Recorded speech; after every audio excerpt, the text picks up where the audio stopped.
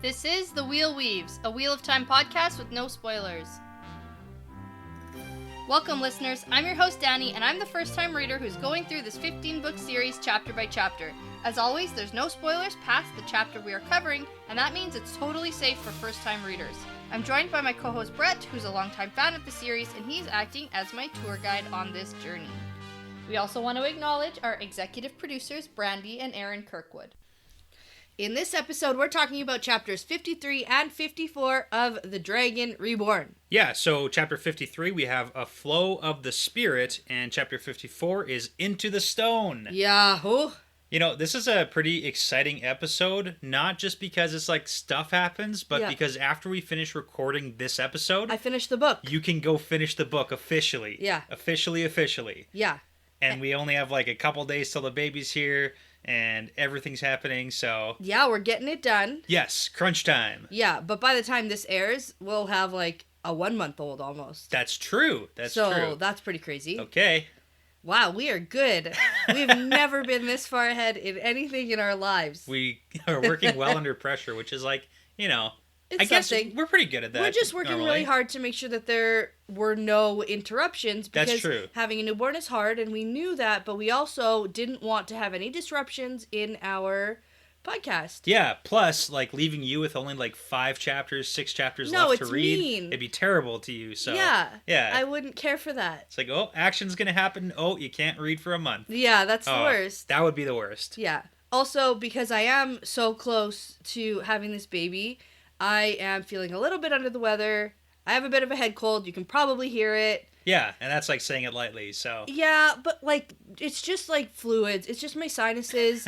I'm retaining lots of fluids. Yeah. I'm swollen, and now I'm sick. So, well, I'm sure everyone appreciates the joys of pregnancy. Yeah, so let's get this done then. So the cool part about today's fun fact is I had one prepared, but one of our patrons reached out to us and said that they had a good one and they were hoping we could use it. And I looked at it, I read it, and I have deemed it worthy of making the podcast. Okay, better than the one you had? I'm going to push that one till the last episode. I think it just works. It's good. Okay, cool. This is from our patron, Michelle O'Brien, so thank you for sending this in.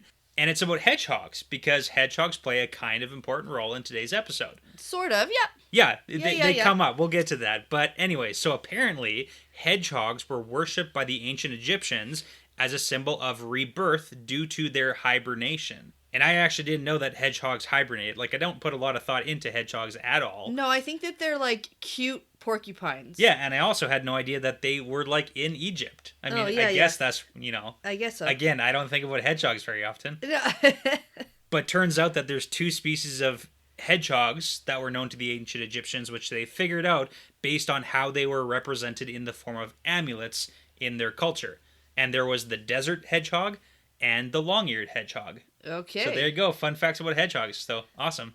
Okay. I'm all for it. You know, I like the fact that they hibernate, and Moraine talks about hibernation. I have to feel like RJ knew that was a thing, and that's why he chose... Like, I don't think it's an arbitrary thing that he chose a hedgehog. He just chose a random woodland creature. It doesn't seem like his style. It's not like, everything is important, right? It's not a squirrel. Yeah. It could have been anything, so hedgehog works. Chipmunk? No? You know, hedgehogs are more evil, I think, so... Okay. All right, so we do have quite a bit to cover. Yeah. We have 18 million scene changes. Yep. Which is very reminiscent of the end of The Great Hunt. Yeah, you got what you wanted. It is exactly the same, which is actually a little bit predictable in the writing, I have to say. Oh, so you're disappointed this time. Oh my goodness. I know. You're like impossible to please here. There's no pleasing me. Yeah. Okay, but we do have to get into it. So last time, the girls were captured by Leandrin and crew. Yeah. Matt found Mother Gwenna like 3 hours later.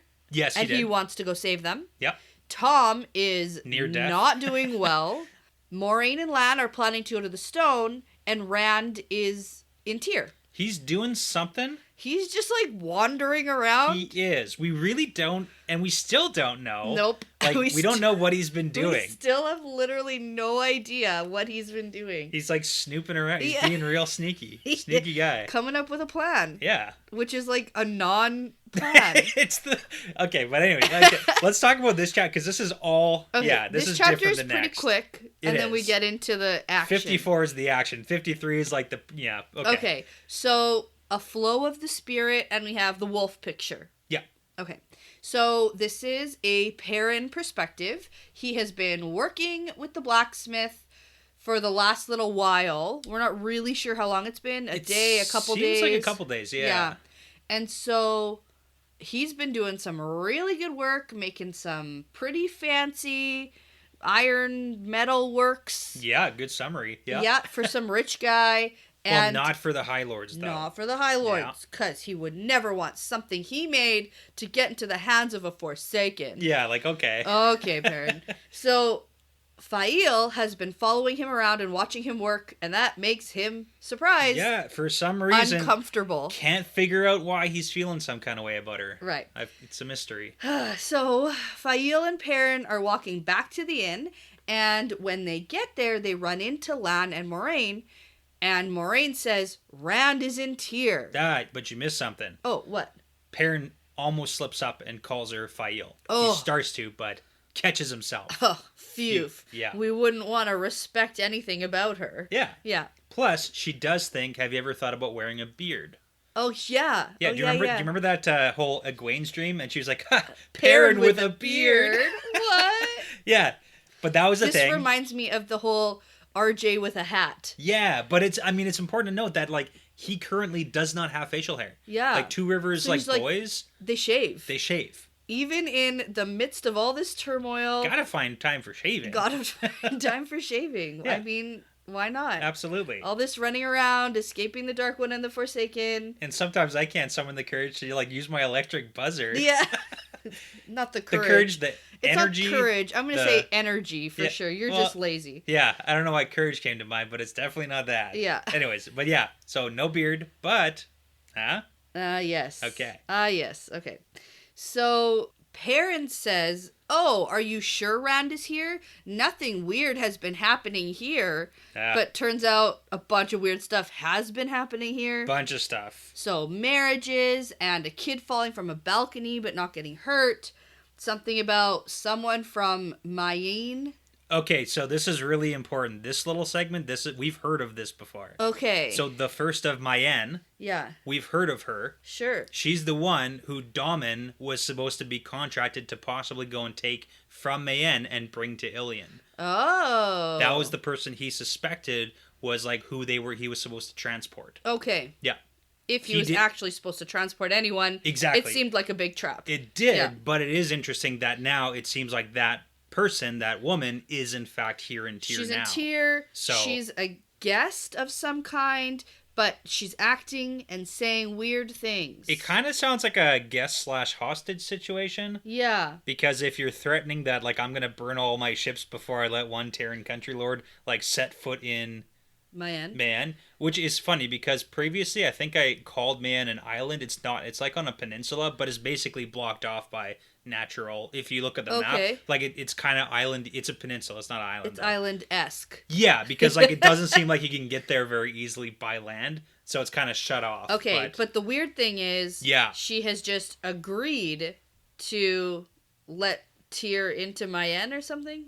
Yeah, it seems like there's now some sort of agreement going on. Okay. Which, I mean, isn't that crazy because we know that, well, it's crazy because she literally flip-flopped her stance in a day. But we also know that there's a Forsaken here, so... Yes. Like, we know Bilal's and a thing. And a very strong 3 Taviran. That, too. So... I mean, I didn't even consider that, but, like... But that's the whole point of this story, and why we hear about it is because Rand's here pulling threads. So is that a them thing, or is that a, like, Forsaken thing? I think that's a Rand thing. I think that's what we get here. Like, it's literally in the same paragraph about all the weird stuff that's happening because Rand's here. Okay. No, I mean, that's like an interpretation. Oh, I thought that was...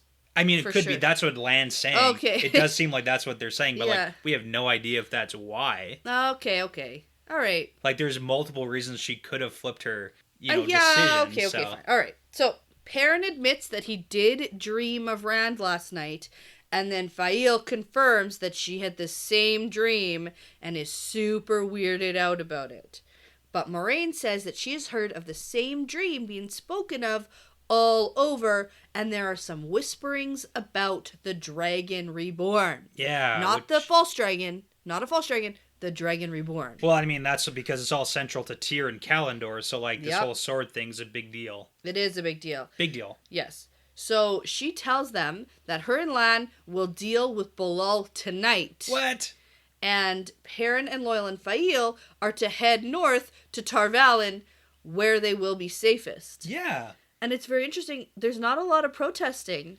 No. Well, it's kind of funny because, like, Perrin thinks, oh, we're running again, but he's not fighting this at all. He's like, all right, see ya. Yeah. Like, I can Let leave. me go get my stuff. Yeah. Yeah, and Fael's like, yep. I gotta get out of here. Which, sure. I mean, I kind of get it too. Like, what are they gonna do? Like, they're not gonna be useful in this situation at all. I don't know. So. Normally, there's fight back. Like with Min, she was like, no, I want to come with you guys. Yeah, but I mean, that's like different kind of feelings, I suppose, than Perrin thinking, I need to help Rand. Or Why whatever. wouldn't Perrin want to think I need to help Rand? It's like his best buddy, and No, I'm just thinking like love legit interest, going crazy. I know you're thinking love interest, but like, what about friend loyalty? It's like romance versus bromance. I don't know. It's tough. It's a tough one. It is. Yeah. Where's the love for Rand, Perrin? Not here. He's like, I'll leave it to Moraine. Yeah, she's got this. I know where my talents are best used. So Fael goes to get Loyal, and Perrin goes to like head to his room, but then he hears someone fall in the private dining room. He goes to check it out, and it's Zareen lying on the floor. Oh, I said Zareen because that's what he's calling her right now. Yeah, you're still like... I know. Okay. Because he's like... Who's Zareen? Because he's like, Zareen, and then he sees her lying on the floor, and then he goes, Fael! And this is like where we get the name shift. That's why I wrote it here. But I mean, that's big. That's a big thing. Like, Yeah. now that she's in danger, from what it seems like, he's like flipped. Yes. So... Well, because the whole Zareen thing is just to like annoy her. Yeah, I More mean, than it's anything. like it's almost like I don't know if like playful banter is the right term, but it's like the whole you know, two people like each other, they make fun of each other, they poke, right? Yeah, So, yeah. That's what it seems like. But she's on the floor, unconscious. Yeah. And it seems like more than unconscious. Yeah. Because he's about to go in after her, and Moraine shouts for him to stop for his life. Oh my god. It's so dramatic. Yes, very. And Fael is lying there, basically looking dead, like not breathing, and Perrin is all upset and very concerned.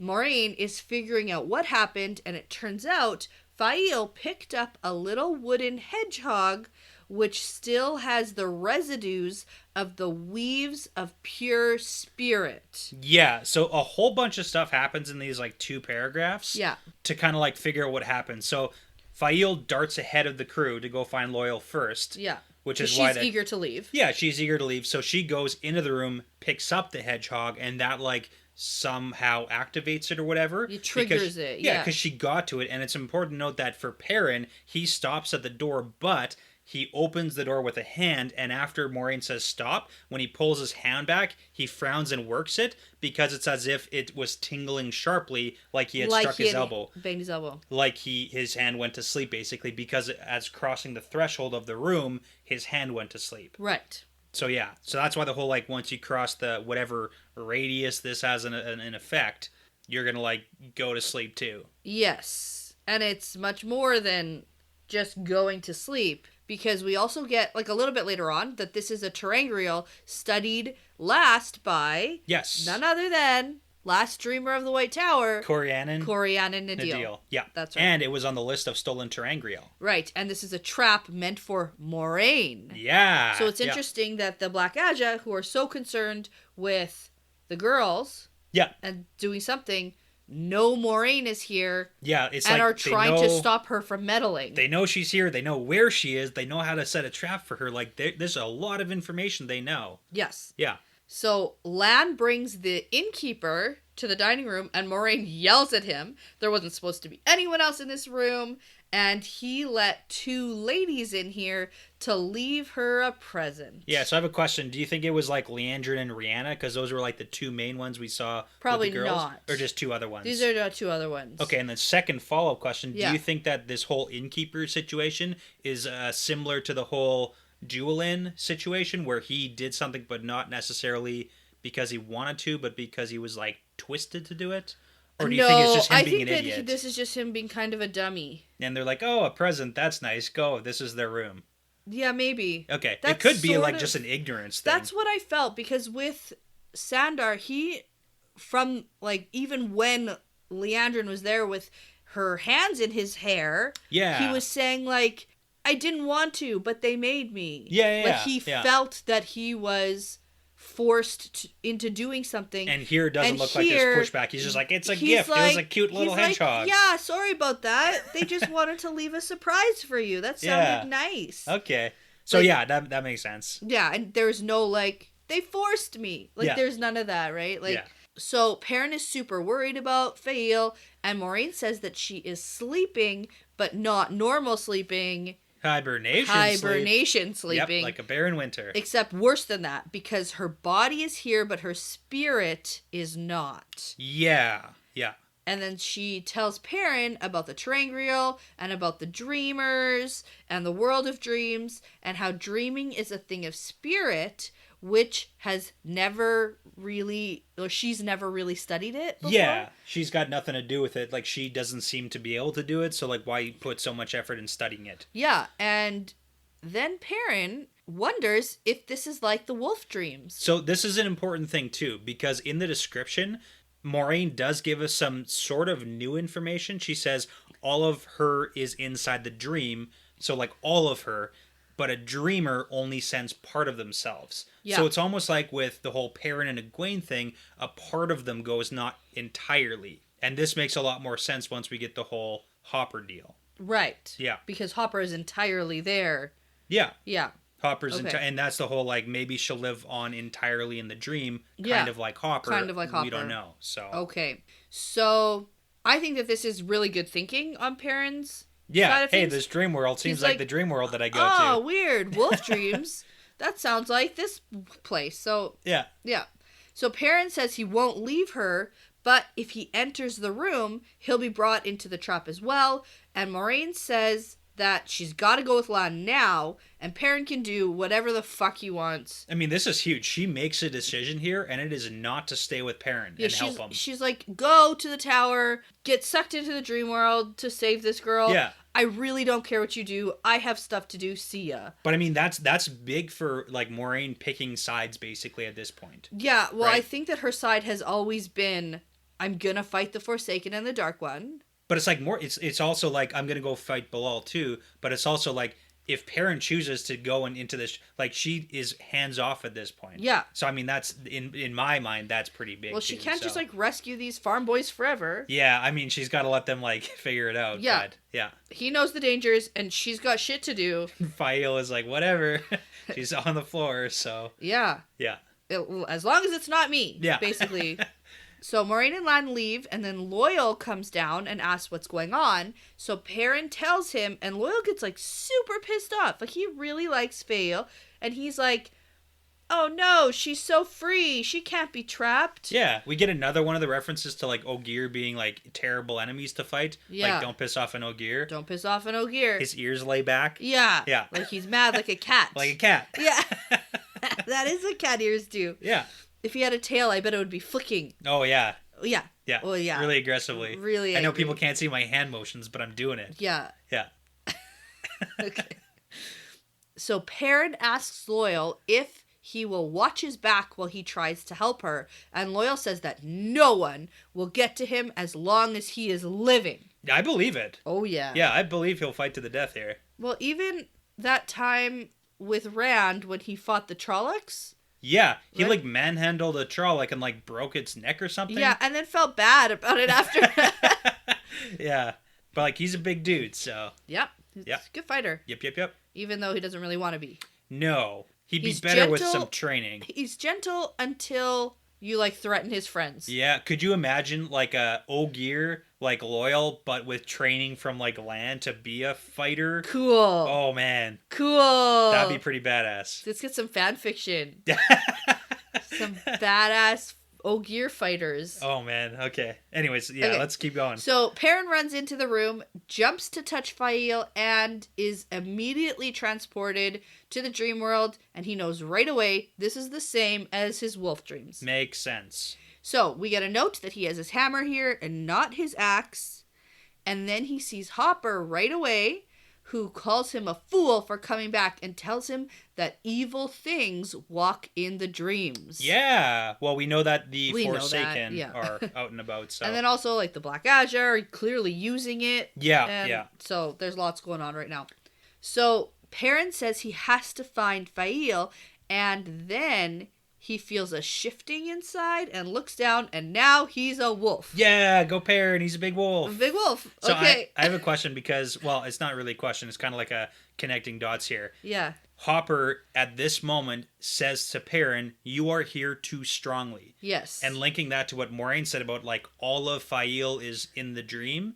And then with Perrin, all of him would also be in the dream now, too, because he's under the same trap. Yeah. So when Hopper's like, "You're here too strongly," it kind of makes a little bit more sense, where it's like, you're not being a dreamer sending part of yourself, you're sending all of yourself, and that's too much. Yeah. Well, it's not like he sent himself. He went into the trap. Yeah. Which he knew was going to send him. Absolutely. When he said he was going to help her, I thought he was going to go to sleep. Oh, okay. I didn't think Get he a was... rope and then, like, lasso her and Yeah. then, like, pull her out of the room. No. I thought he was just going to go to sleep. And do it. And then go find her in the dream not, like, world. leap into the room all dramatic. Yeah, that was a little surprising. It's faster. It's more effective, so... It's more effective, but way more dangerous. But also keep in mind, we've heard Hopper tell Perrin that he's here too strongly all the time. Yeah. Like, lots and lots and lots. Yeah. So...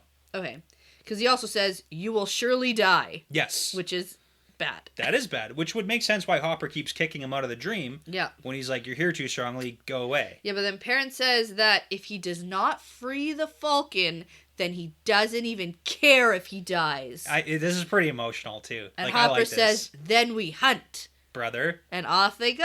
Ah, you gotta say the brother. Then we hunt, brother. I didn't It's write the brother. in my It's the notes. brother connection. It's so like heartwarming. Okay. Yeah. They're It's all brothers. about the feelings. Okay. And then we hunt. Need I remind you? Brother. Hopper's dead in the real world. Yeah, I know, Come but on. not for Perrin. Yeah, I know, but like, come on. Okay. So off they go.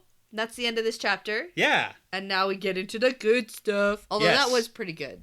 I have a question. Yeah. Moiraine was concerned that if Fael doesn't get rescued, that she might, like, die but stay in the dream world forever. Yeah. So do you think there's any possibility that the whole Falcon and Hawk situation is like Fael in the dream world and the Hawk in the real world? No. Perrin has two girlfriends. Dream girlfriend, real world girlfriend. Falcon and Hawk.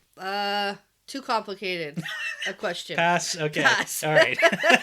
I'm going to go with no because my prediction is he's saving her. Okay. We see the attempt. We certainly see something happen in this chapter. We don't know how this ends. We don't know how it ends. Yeah. And that's kind of why I have to ask the question, because I know. you see the start of this, but we don't see an ending. No, I know. No, I'm going to say I still think that... You think he's going to save her? Yeah. Okay. Yeah. Okay. Yeah. All right, let's read on. Let's go. Okay. Maybe not this book, though, because I don't know how in, like, one more chapter all of this is going to get resolved. Like, it seems so crazy. There's two. Okay.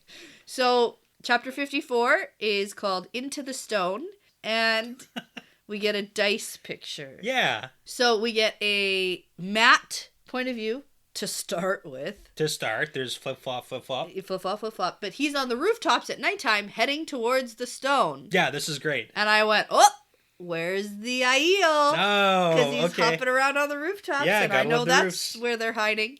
Yeah, yeah. So he also has his bundle of fireworks with him, Yeah. and a tin box which appears to be hot. Yeah, did you know what that was before we, like... I think, I had some recollection from somewhere. Yeah, so, like, you keep coals under sand, they stay hot for a really, really long time, like up to 12 hours. Yeah, so he's got a tin box of hot coals. Yeah, hot coal to light the fireworks. Yep. At the appropriate time. Uh-huh. Yep. Almost like I predicted or something. Sort of. Okay. This is exactly what I predicted. I mean, it's pretty good, but it's not like exactly. You never said he was gonna. Okay. Anyways, let's talk when we get there. So he is studying the Stone of Tyr, and it's a couple 100 feet high, made of pure stone, and he thinks I'd be crazy to try to climb that. Even Rand wouldn't try climbing that. And then in the next paragraph, Matt sees someone climbing the wall. What? And wait, do you think that's Rand? Yeah, immediately. Immediately. The second that Matt says, even Rand wouldn't climb that, then he sees someone climbing it, I was like, fuck like Rand. Halfway up. What are you doing, Rand? This is so funny, though, as a strategy. So, I mean, it's important to note that the Stone of Tyr is almost in some senses like a mountain. Like, it's so reminiscent of that, all the descriptions of it. So it is not necessarily a purely smooth walled fortress, right? No. You can climb it. Yeah. And Rand being a tall guy, he's and a good climber. And a good climber, clearly from the memories here.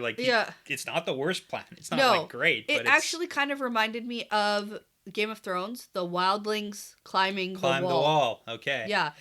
It's not an impossible feat. Yeah. But it's a very difficult one. Absolutely. That's sort of what it reminded me of. Yeah, so, that's a great reference. I like that. Yeah. But no, it's for sure Rand. Oh. Yeah. That was really funny. It made me laugh out loud. Yeah. But all of a sudden, there's a knife at Matt's throat, and he instinctively starts fighting, and then quickly realizes he's super outnumbered. Yeah. And he thinks that these are thieves, and tries to, kind of smooth talk and be like, I don't want to interrupt your work. Yeah, you let me do my thing. I'll just be on my way. Yeah. So did you catch one thing, though? Because when he thinks, burn me, I don't have the time for this, time to toss the dice, for a chilling moment, he thought the words in his head had been strange. No, I didn't catch that. Whenever Matt thinks about words in his head being strange, it's probably because he's thinking in the old tongue. Gotcha. Okay. Yeah. Oh, that's the whole toss the dice thing. Yeah. Yeah, that's his We've gotten a couple references to it. That's his saying that he doesn't say in English. Exactly. Yeah. Okay, so they don't really move, and Matt realizes that they are black veiled Aiel, and it turns out that he said that out loud, and then one goes, yup, we're Aiel, and then one woman says, you dance well for someone caught by surprise, maybe we can dance properly sometime, and he's like, ooh, a dance. Yeah, not that kind of dance, man. No, Matt. Gosh.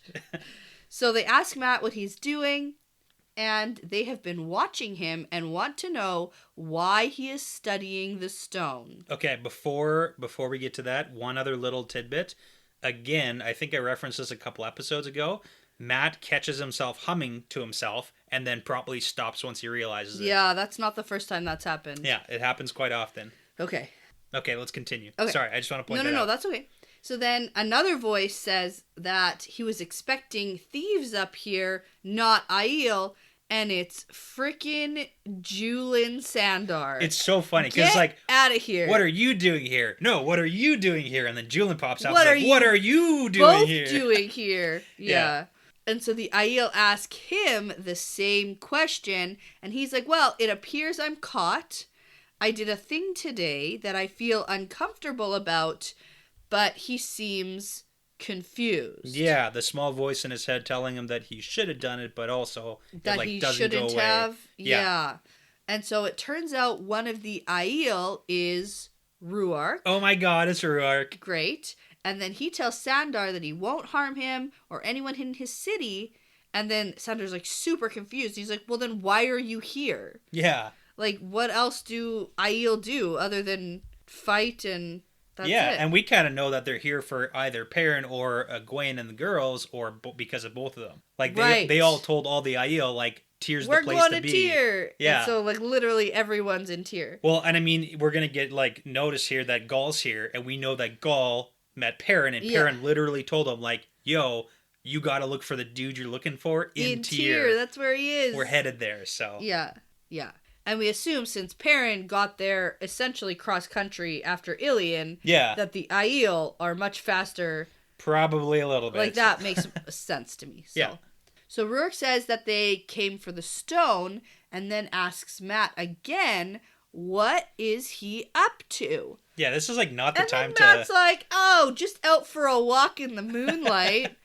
And then the female puts a knife to his throat again. Yeah, yeah. Which we don't ever get a description or a name Of the about woman? which female this is. Okay. So maybe it's one we know, but there's like 100 Aiel here, so. Yeah, but they were with Ruark.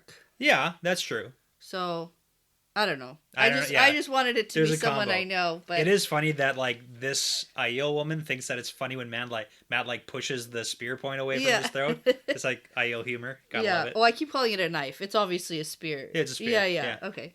You didn't correct Well, they me. have knives, but it's like... okay. I don't know. Whatever. So, he says that his friends are in there and he wants to get them out. And then someone says to Ruark that it is time. And he says, yes, Gull. Good. And then he says, but do not raise the arm cry. And all the Aiel leave. Yeah, well, there's a couple things, too. Do you think they were watching Rand climb the mountain?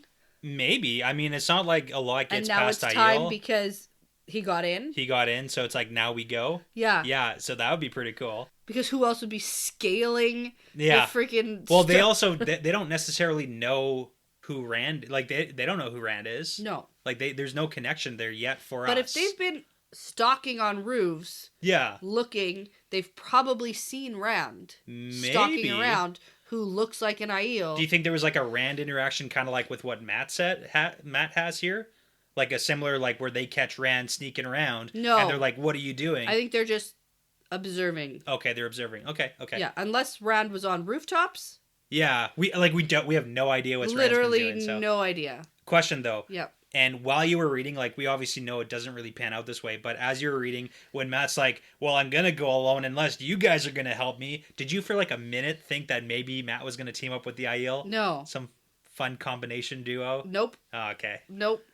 Because it's kind of like, it kind of writes I like know, that too. yeah, a little bit, but no, I didn't think that the Aiel were going to team up with Matt. They got their own plans right now. So they're gone. Yeah. And so now Matt and Sandar are on the roof alone together, and Sandar says... These friends of yours, are they 3 women? Oh, no. And Matt's like hesitant to answer, but then Sandar says he knows of a gate that a thief taker could use, and he knows where it is. Yeah. And Matt, if he's trusting enough to work with him, he could pretend to be a prisoner, and they could sneak in together. Yeah, that seems like a... It made me... not comfortable. It immediately seems very suspicious. Like, hey, do you want to pretend to be a prisoner and I'll take you through the prisoner gate? Yeah. No. And then we get to the cells. Yeah. And then we fight. And then I put you in there. And then we fight the guards together. Wink, wink. Yeah, No. like it seems like such a weird plan. But Matt does say that this is preferable to climbing the wall, and he's going to go along with it. He was. And he's like, he decides to take the chance and trust him. Yeah. But always in the back of his head, he's like, can I trust him though? Yeah, and I mean, there's even more stuff that happens, and I'm going to ask you the question at the end of the chapter about your feelings towards Julin. Okay. Yeah. Okay. So, first though... Before Matt can just go and be a willing fake prisoner... Gotta go kick the anthill. He's gotta go create a diversion. Okay, and now this is where I need to talk about Sure. how I was so right. Okay, you never said that Matt was gonna blow a hole in the Stone of Tyr. No, You never said that. I said he wasn't going to sell his fireworks. You did. And I said he was going to use them to set them off Cause a all at distract. once to create a distraction. Maybe blow up a house or a barn or something, but you didn't say the Stone of Tyr. I didn't say exactly the Stone of Tyr. You're right, but... You get half points. For all intents and purposes, I am completely right. That it was pretty good. He makes some terrible mistakes. Oh God. Does he ever? Yeah, because but it's so funny. Because he runs up to the stone wall and shoves all the fireworks in an arrow slit, and he has cut the long fuses short to match the short other ones. It's like, no, so they all go off together. Makes sense. But I also, just to kind of paint this scene. Not a great idea. He's on a wall that's 50 feet high and 3 feet across. Yeah. That he's running on. So when he plants it in this arrow slit, and when he gets blown forward, he gets blown forward so that he lands on the 3 feet of wall still. Yeah. which is awfully lucky that he didn't just get blown off to the side. Everything here is luck. Yeah. Like, it's literally nothing but luck. It's great. Yeah. It's like, yeah. Or Taviran. Well, that's, I mean, hand in hand almost for Matt, right? Yeah, that's true. So he thinks that there will be like a little bang and a flash that will cause people to wonder what's going on over there. Yeah. Like, I mean, it's such a good description, just like louder than anything he'd ever heard in his life before. Yeah, so he lights them with his tin box full of burning coals, and then he just like starts to run away. But then obviously the blast is super close because of how short he doesn't get far at all. Are. Like, he doesn't understand how these work. He gets thrown like across the wall. Yeah, basically, his ears are ringing, and he just has no idea what the hell just happened. It's so good. It's so bad, actually.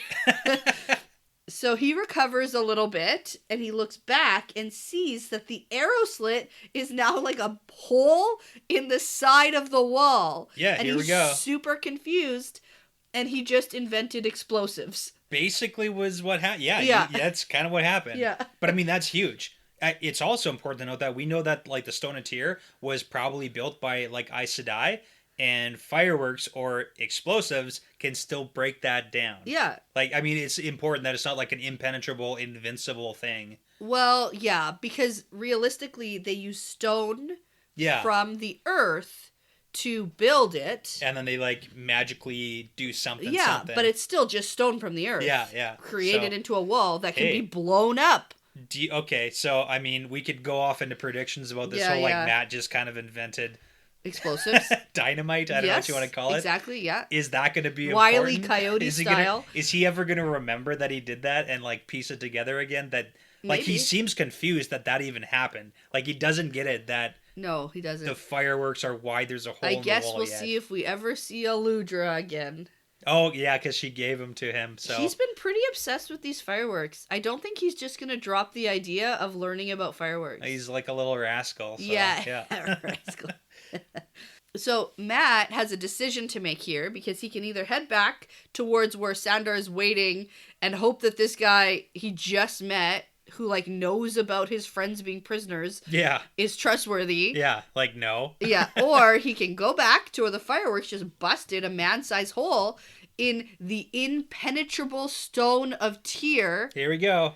So he goes for the hole. Yeah. Yeah. Why not? And like immediately regrets it. Yeah. Because he just caused a huge scene, so it's like obviously guards are going to come immediately. Yeah, as he jumps through the hole, he lands and realizes that there are a bunch of soldiers running that way because... He just blew a hole in the Stone of Tyr. The point of the fireworks in the first place... was to get all the guards to run over here. Right. To create the diversion. Yeah. Bad diversion. Yeah, not the bad... Well, it was a good diversion. He just, like, went the wrong way after the diversion. He forgot about... everything. He's just, I don't know. Something to be said for like getting your brain rattled in an explosion sure, and like not that's knowing what what's it going is. on. It has nothing to do with Matt and his like quick thinking at all. Doing his best. Yeah. Okay. So he goes to town just like smashing these guards with his quarterstaff, fighting like crazy, and then Sandor shows up behind him with a much smaller staff, but he's also very good at fighting. Yeah, we didn't talk about it a couple chapters ago, but it's bamboo. Bamboo's a thing. Oh, okay. Yeah. Yeah. And so they take out all the soldiers, and Sandor's like, oh, Jesus. Actually, he probably says, oh, light. I don't know. And he goes, I've attacked defenders. Like, what's going on? This is bad. And then he's also like, what the fuck did you do? Call lightning? Have I sided with a man who can channel? Only kind of. And Matt's like, no. Yeah. Fireworks. But also only kind of. Yeah. Yeah. Well, because like Matt and Rand are buddies. That's so it's true. like he's kind of throwing his hat with. Yeah, okay, sort of. So the two guys head towards the cells, but they have to hurry because if they are found, they will surely be killed. Mm-hmm. And I know you have a question for me about whether or not I trust this guy, and I think I do. You do? Yeah. It's such a weird thing. Mm-hmm. It is like, weird. He offers to take him down to the prisoners. I feel like I trust him as long as Leandrin doesn't find him. Okay. Because if Leandrin's around, she has the ability to clearly influence him. Yeah. And as long as he's still thinking like... Maybe there's some like residual... I feel like I did something wrong. Okay. Because that's a weird thing for him to just be like talking about. Yeah. It's such a weird situation that we have Sandar in, so like it's just whether you trust him or not. So I trust him, but not fully. Okay. Because if he gets caught again, yeah, then he'll do bad things again. Yeah, okay. You know what I mean? Yeah. So we get a scene change. We do. We get Rand. We do. Who is just like wandering down a dark corridor in the stone. Okay, so although this is like a paragraph, there's a couple things we got to talk about in the paragraph. Okay, so there are alarm gongs sounding. Yeah. And this is clearly because of Matt. Yes. And it's all happening at once. Well, we heard the gongs start at the end of the Matt perspective. Right. And so then it's like... this is like the same time. The gong is the... Right. And this reminds me just of the end of The Great Hunt. Yeah. In Falma, where we get all these scene changes, and every beginning of the scene change is exactly the same. Yes. It's all very... He wants you to know what, like, the timing. Yeah. Yeah. And so I don't know if this is, like, predictable that this is happening in literally the exact same way with just different events. I think it's good. I think it's helpful for us as a reader. I think that this is the last time this will happen, though. Really? Yeah. Okay.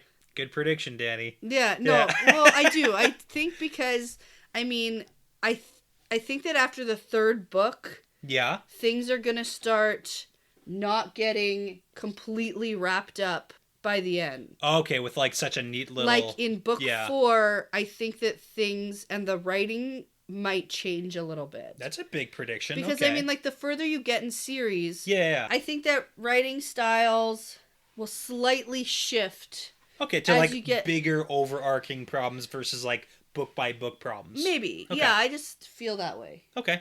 But anyway. Yeah. So that was definitely Rand climbing the wall. It is, yeah. And his side hurts because of his Beelzemon wound. Yes. And this is the important note. Yeah. So it is burning and strained almost to tearing by climbing up the side, but it is still not open. Right, but it's just really hurting him. Really hurting, but it's not opened. Okay.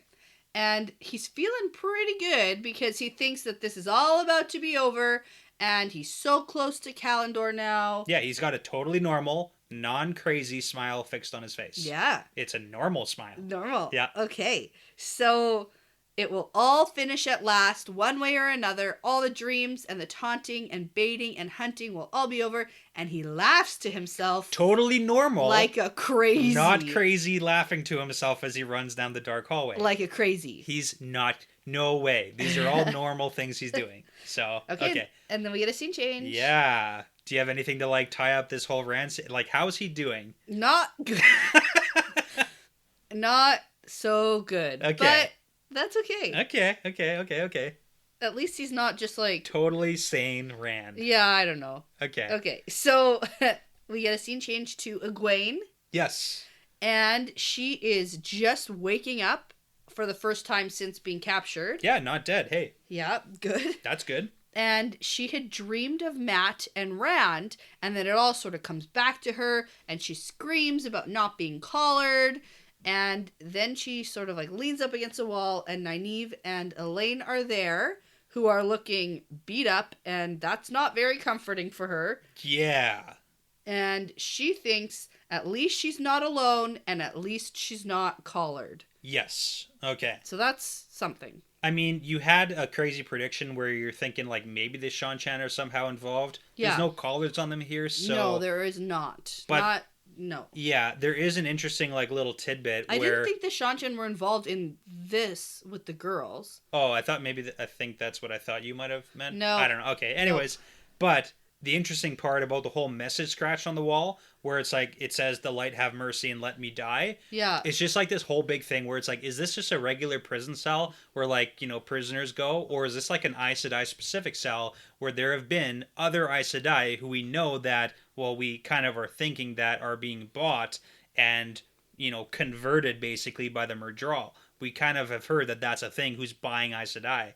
And Egwene thinks to herself, like, oh man, this is really bad. Yeah. Someone's crashed it. So it's like, is this a message from like some poor Aes Sedai who got captured and like wants to die in the cell instead of like being converted? I gotta tell you, I don't think it matters right now. Okay. I think maybe later. I think that like being in a cell where there's like let me die scratched on the wall. It's just like a bad message. It's not good, no matter who wrote it. Well, it's not like probably someone who's like thrown in the cell because they're being drunk or something like that is going to carve that in the stone. I don't think that if you're being drunk, you get thrown into a cell in the Stone of Tear. I don't know where they keep their prison cells. Yeah, I don't think that this is it. Okay. Yeah, that's what I'm saying. Like, I don't know. So. Okay. It's all speculation, so I'm just... No, not for you. Spitballing ideas here. Stop saying you're speculating anything. You're not speculating anything. You're just saying things to throw me off. Like, stop it. I speculate. If I say enough, you'll never know. So Egwene figures out that they are shielded, mostly because they're still injured, and Nynaeve would have, like, healed them if they weren't shielded. Yeah. And Nynaeve says that there's one sitting outside the door to keep the shield up, but it's been hours since they were thrown in here. And Elaine says that they are bait, but they don't know what for. And Nynaeve is super pissed off. Yeah. Good to know how shields work. Like, once they're there, it only takes one person to maintain 3 shields. Like, there's some sort of power difference. Right. But so, with Nynaeve being so pissed off here, I'm unsure of whether or not how angry she is super genuine, or if she's just trying to stay angry to be able to channel if that option comes up all of a sudden. Oh, yeah, because like, that's a thing. If all of a sudden the shield drops, for whatever but reason, she's not worked up and angry, then she can't react as fast as she wants. Do you think, like, all 3 of them working together could somehow, like... I know we don't know how shields work exactly, but could all 3 work together to, like, batter it down? No, or, because like... they can't... Okay. They can't channel. Yeah, okay, so yeah, like, no. I don't know exactly, like, how do they get out of the... No, you're saying things that don't even make sense now at this point. Okay. So, no.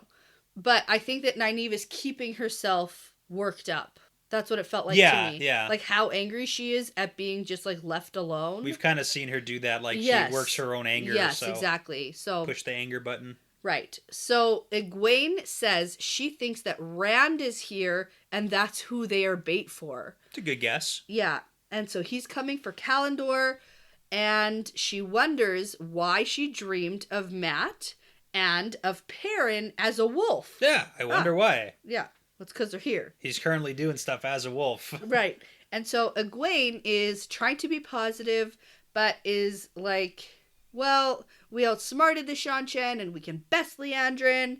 And Nynaeve says that there are 13 Fades coming. Oh, no. And that's a problem. And this was Egwene's whole, like, traumatic fear in her testing. Yeah, well, it seems like there is some sort of truth to that. Some sort of. Well, I mean, it's so not weird. Exactly, but... Well, that's where she learned about it for the first time. So... Was, yeah. During the testing, that's the first time she learned that that's a thing. Right. So her hands grasp her, like, little pouch, and she realizes that she still has her terangrial.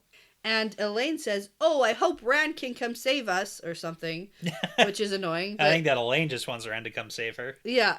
So Egwene explains to them that she thinks she can channel when she's in the dream world, and she wants to try. So she goes to sleep, holding the terangrial, and reaches out, and then is filled with the one power. Yeah, hey. Cool. So that's an interesting take on it, too. Mm-hmm. So she closes her eyes, thinks about the heart of the stone, opens them, and then she's there, but with Joya, who is very surprised to see Egwene. Yeah. And Joya is still looking all, like, transparent? Yes, insubstantial shape again. Right. That's, like, the hardest word for me to say.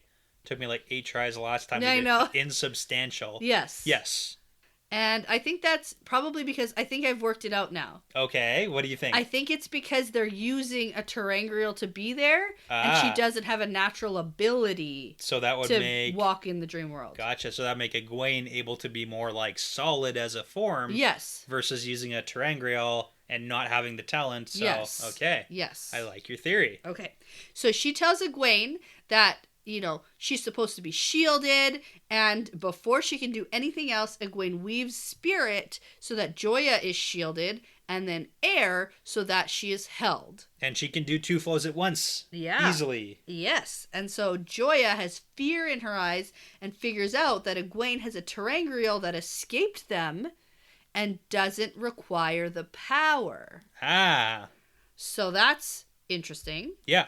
And Joya says that Egwene will be sorry when she wakes up, and she will take it from her. She's trying to lay down some threats while she's, like, incapacitated, yeah, basically. And Egwene's like, well, maybe what happens here is real. Like, why did you not wake up when I shielded you if your terangrial requires channeling? And maybe you won't wake up ever again. Yeah. Because she tells her that once someone had shown her a scar of something that happened in the dream world. Yes, okay.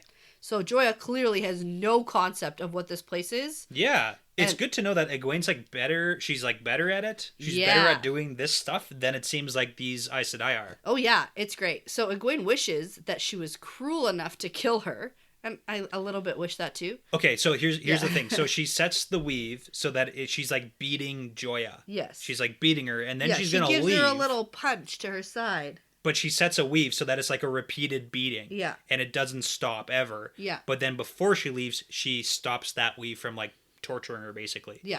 But do you remember the name of the daughter that she had in the testing? Yeah, Joya. Yeah. So, like, I'm thinking, like, maybe her stopping that has a little bit to do with the fact that, like, her daughter is, I don't think like, so. same I names. think that Egwene is just not as cruel and doesn't like beating people up. Okay, that's fair. Yeah.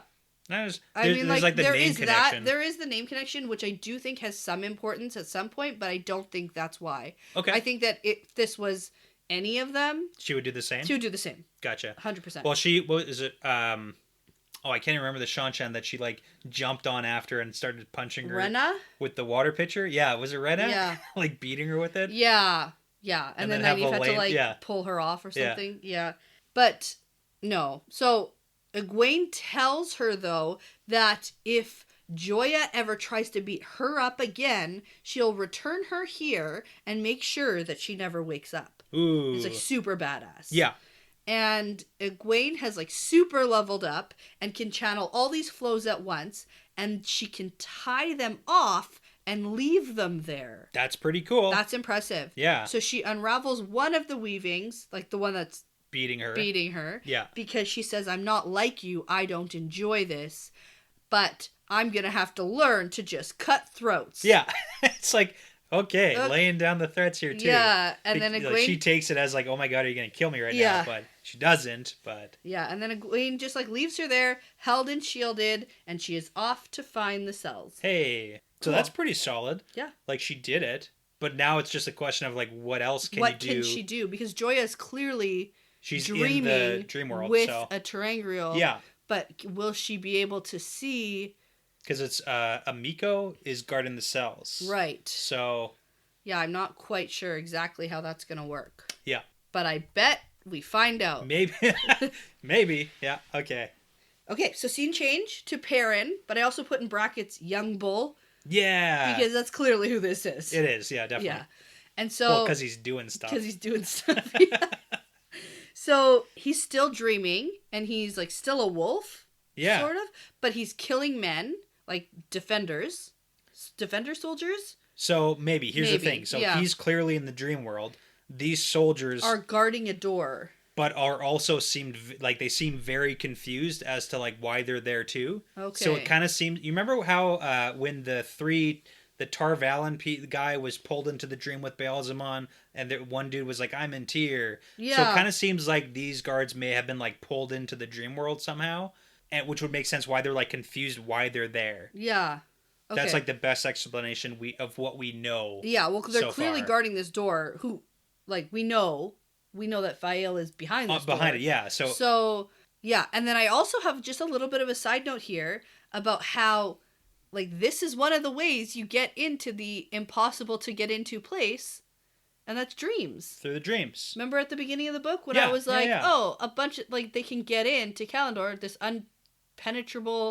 impenetrable place. Through the dream world. Yeah, and that's the whole question of, like, is Rand gonna get it through the dream world? Because we know he's got some sort of ability there, too. Yeah. Like, to I don't know what Rand's somehow. gonna do, though. But Perrin is here in the dream world because his body is still laying back at the inn with Loyal guarding it. That's true. Right? So we got, like, Perrin and Egwene in the dream. Yeah. And then it's, like, dreamception. But Egwene then, like, is in the stone. She is. But in the cell. Yeah. So, I don't know. But to get to the heart of the stone, maybe you need to be dreaming. I don't know. Yes, you do. You do know. but I'm not you're gonna not tell telling you. me. Okay. So then I'm also kind of wondering about the, like, what's the crossover here? Like, did Perrin kill these guys in real life? Like, who are they? I don't know. Yeah, I mean, that's a knows? question of if you get killed in Teleran Riyadh, do you die in the real world? And yeah, probably. We've seen it both ways, kind of. Yeah, where, like, I'm not injuries really sure. aren't as severe, but like also if you get I think it just killed, depends where these guys came from and who. yeah, and like what actually happened. And that's why I said like the best explanation is like there's somehow they were pulled in to guard the door, but they're very confused about it. Yeah, they don't know what's going on. Yeah. So anyway, Perrin killed all these guys, and now he's back to being a man, and he has his hammer, and Hopper is there saying that there is evil nearby, and Perrin says that Fail must be here, so he uses his hammer to smash the lock on the door. Fail is in here. Yes. Yeah. She is naked and wrapped in chains and lying on some stone block with her hair spread out like a fan. It's a very weird situation. Super weird. Yeah. And It gets weirder. It does. Perrin walks over to her, touches her cheek, and she wakes up and smiles and says she dreamed he would come. So, I don't know if this is like a weird trap. Is this like real Fail? Is it real like Fail, not real? Or if she's unaware of what's going on and thinks that she's woken up, but she's still dreaming. Because she like probably disappears. Yes. Yeah. Because he says, I'll have you free in a moment, Fail. There you go. And she says, I knew you would come, Perrin. Names. So cute. Nice. Okay. But he smashes all the chains away, but then she fades away. Gone. And Hopper says the dream world is not like the world of flesh. Here, one hunt can have many endings. Gotta continue the hunt. Really annoying. Okay. You want it to get resolved immediately in this chapter? Yeah. Okay. Well, there's 1.5 chapters left. Yeah. And one of them has to be like the whole like Moraine explaining things wrap-up chapter. Like I've come to expect that one. So Okay. So well, in terms of action, there's one. Hey, we still got some pages left in this book. We got a little bit of time. Not many. But the hunt continues, and he leaves as a man, a crueler hunter than a wolf. Okay. So then we get a scene change, full circle, back to Matt. Yes, here we go. Alarm gongs are sounding. He can hear the fighting of other men close to him, and he suspects the Aiel fighting defenders. Which makes sense, because they were like, we gotta go. But how did the Aiel get into the stone? Maybe climbed, maybe snuck, maybe just killed their way in, too. I don't know why he assumes it's Aiel here. Well, I mean, he saw 100 of them running off. That's true. Okay. So, like, it's not a bad... Like, it might not be. Yeah. Don't get me wrong. Like, it might not be. Yeah. But it's a pretty good guess. It just made me go, why? Well, who else would it be? I don't know. I'm just saying.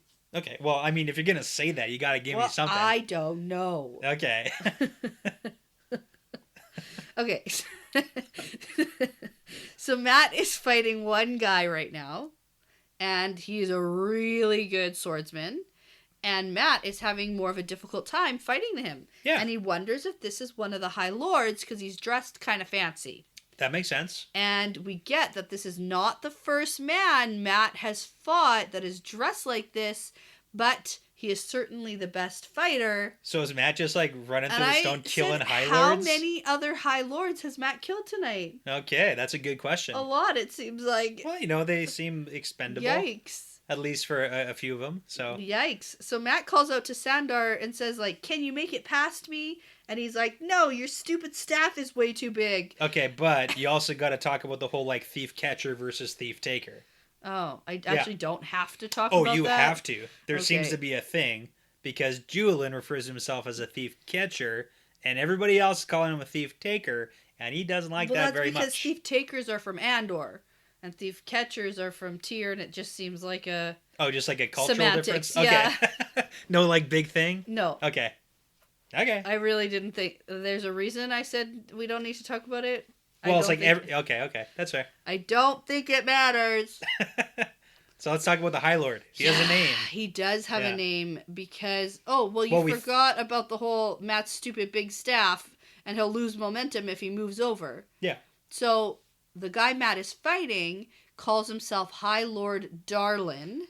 Yeah, he talks about himself in the third person here, which I don't care for. But he also wants to hang Matt and Sandar by their feet and have them skinned alive. He's like, doing the whole threatening he's like monologuing during a sword fight. Yeah. It's like, what are you doing? He's a cool guy. Yeah, but like talking about yourself in the third person. It will be an honor to kill you or something. I don't know. But you will be honored to die on the blade of the High Lord Darlin. Yeah, that one. Okay. Okay. So Matt thinks enough of this, changes his attack mid-whirl, of his staff, and then he gets the guy real good. Staff move, dead. Yeah. So Matt thinks, ugh, I'm tired. Being a hero is hard work. Yeah, it is. And Matt gives a start because he sees Rand crossing an adjoining hallway up ahead and thinks, oh man, that looked like Rand. Oh man, crazy. Okay, so Rand's still like running through the corridors. Yeah. All crazy, grinning like an idiot. So. I know. So the problem here is that, like, if this was Perrin, he'd be like, oh shit, that's Rand. I should go follow him. He does not think that. But Matt thinks that Rand is still with Moraine. He's just like some guy who looks like Rand. Yeah. It's so weird. I was really hoping he would go follow him. Okay. He doesn't. That doesn't happen. No. Not yet. It doesn't seem like it will. But I also want to bring up one point about what Julian says, because after he cracks the High Lord in the skull, oh yes, Julian looks down and he says, he doesn't look so mighty lying there. He doesn't look much greater than me. Yeah. And we know there's this huge class dividend here. Yes. Where these High Lords are put on this pedestal of being so far above the common folk, the regular people, that they're like other beings almost. So, but here. It's kind of shifting shifting the perspective, and it's important. Okay, so then Matt says, he starts to say something to Sandar. Yeah. And he's swinging his staff up over his shoulder, and he feels it crack someone on the head behind him. It's like a comically lucky streak. I love it. I'm so here for it. And this guy just has a split skull, and so Matt he's dead. And Matt finishes him off real quick. Smack him a couple more times. Yeah, and so they head off to find a secret passageway down to the cells. And I mean, this is the whole big question too, is about Julian. Is he trustworthy? Is this a trap for Matt? Is it, legitimate, or it's tough to say, but are you still sticking with, trustworthy? I sure hope so. Okay. I mean, there is a possibility that someone caught wind of Mother Gwenna speaking to Matt and giving information. That's true. And so they sent Julian out after him. Yeah. And he's being real sneaky. But why is he helping? It's a pretty big ruse on Sandar's part, I think. It would be pretty big. To be murdering people in the Stone of Tyr. Yeah, he seems to have fought beside Matt long enough here that it doesn't seem like he is. But he also doesn't seem very confident about where he's going. No, it's all speculation. So we got the girls in the cell, Egwene in the dream world. We've got Perrin in the dream world rescuing Fael. We've got Moraine and Lan sneaking around somewhere. Rand's running through the hallways like crazy, but we assume he's going for Kalendor because that's still the plan. We think the Forsaken have a plan to try to make Rand take Kalendor and then take it from him. Right, and we haven't seen Lanfear in a while. We haven't seen Lanfear in too long. Yeah. And then we got Matt going down to rescue the girls, but they're almost, possibly free, but we don't actually know how that's going to end up, so... Right. Yeah. Yeah. Whole lot of pieces moving around here that all have to get wrapped up. I know, but in order to take Kalendor, we also need a female channeler. That's what you think. And we know that Egwene is in the dream world and can get to the that. Stone of Tyr. Maybe Egwene will help. Oh, okay. Oh my god, I'm so close. I'm going to go finish the book right now. You are at that. This is cool because you get to finish the Dragon Reborn. Yeah. You know what's really cool? We are officially 20% done the Wheel of Time series. No, I haven't finished it yet. After you finish it, we're 20% done. Whoa. Wow. Amazing. Okay. Only 5.5 years to go. Yay. Okay. That's pretty good, though. It's not bad. Have you gotten enough speculation from me? I think so. I wonder where Moraine is. I did have half a thought when Matt sees someone scaling the stone. You thought it was Moraine? No, Lan. Oh, okay. I was like, I guess Moraine could, maybe. I don't know. Not Moraine. Lan, though. Lan could and would. Moraine could, but wouldn't. Wouldn't. Yeah. Yeah. Yeah. Yeah. I'm fully confident in Maureen's I was sure it was abilities. Rand, but then a small part of me went, or Lan. Yeah, okay. So they're about to go in there and fuck some shit up too. Well, that's the plan, because apparently the trap for Maureen didn't work. Yeah. And he thinks that and they think that the Forsaken could feel the trap go off. So this is like the advantage that the Forsaken, whoever set the trap, doesn't know that she's not incapacitated. Right, because somebody was. They would assume that it's Maureen. And it's like a woman with dark hair, so like... Yeah, good enough. I don't know how that works, knows? so okay. You do know how that works! No, okay. You're such a liar. A lot of people know how that works. A lot of lying here tonight, Brett. Yeah, well... Every night. The things I do for the Wheel of Time. Okay, and I am eager to go read, so I'm going to say this is part of the pattern now. Yeah, it's part of the pattern.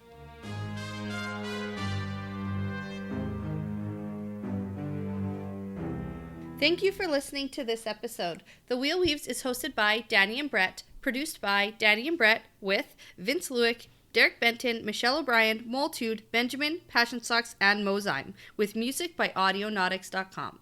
If you'd like to support us making great content, and you're interested in extra bonus content like bonus episodes, Q&As, outtakes, early released episodes, unedited video released episodes, and exclusive merchandise, please visit patreon.com/thewheelweavespodcast. Don't forget to check us out on social media, on Instagram and Twitter. You can find us at The Wheel Weaves Podcast. We love interacting with our fans, and that's the best way to get a hold of us if you want to chat.